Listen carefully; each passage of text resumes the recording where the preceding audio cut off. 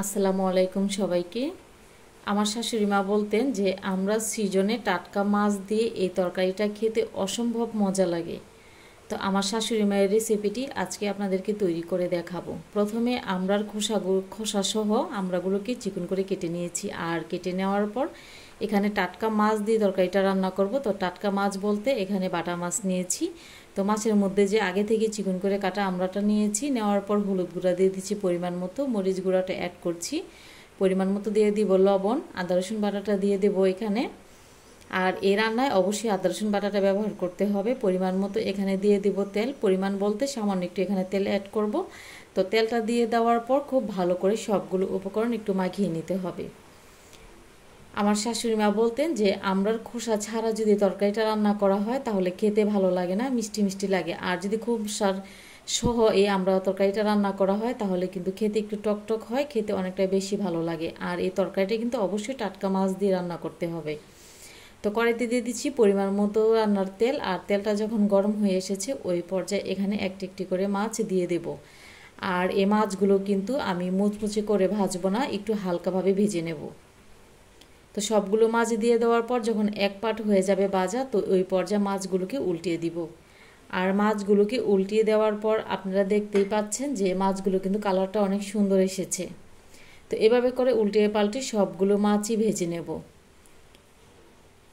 মাছটা যখন ভাজা হয়ে যাবে ওই পর্যায়ে কড়াই থেকে তুলে নিচ্ছি। আর তুলে নেওয়ার পর এখানে আমি আর কোনো তেল অ্যাড করব না, যে অল্প তেল আছে ওই তেলের মধ্যে এখানে দিয়ে দেব রসুন কুচি।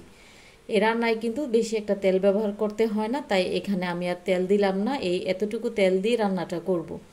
তো যে আগে থেকে আমড়াটা মাখিয়ে রেখেছিলাম ওই আমড়াটা এখানে ঢেলে দিচ্ছি। আর ঢেলে দেওয়ার পর নাড়াচাড়া করে একটু কষিয়ে নিতে হবে।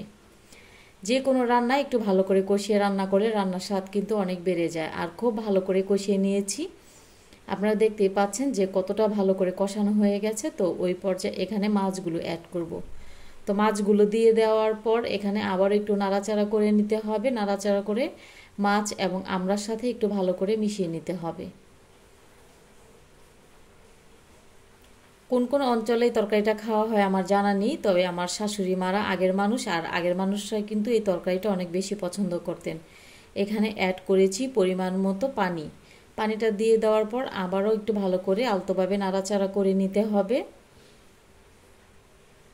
এই তরকারিতে পানির পরিমাণটা একটু বেশি লাগে, তাই পানির পরিমাণটা আমি একটু বাড়িয়ে দিয়েছি।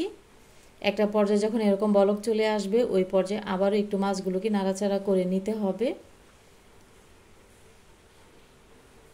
খুব ভালো করে যখন জাল করে নেওয়া হয়ে যাবে ওই পর্যায়ে এখানে অ্যাড করব ধনেপাতা কুচি। আর ধনেপাতা কুচিটা দিয়ে দেওয়ার পর আলতোভাবে আর একটু নাড়াচাড়া করে তারপরে চুলার আঁচ অফ করে দেব। রেসিপি ভালো লাগলে শেয়ার করার অনুরোধ রইল। আর আমার এই শাশুড়ি মায়ের রেসিপিটা অবশ্যই আপনারা ট্রাই করে দেখতে পারেন, খেতে ঠিক কেমন হয়েছে। খেতে কিন্তু অসম্ভব মজা লাগে। আর সবাই খুব ভালো থাকবেন, সুস্থ থাকবেন। এতক্ষণ সাথে থাকার জন্য সবাইকে অনেক অনেক ধন্যবাদ জানাচ্ছি। প্রতিনিয়ত জানা অজানা রেসিপি পেতে আমার চ্যানেলেই সাথে থাকুন। আল্লাহ হাফেজ। আসসালামু আলাইকুম।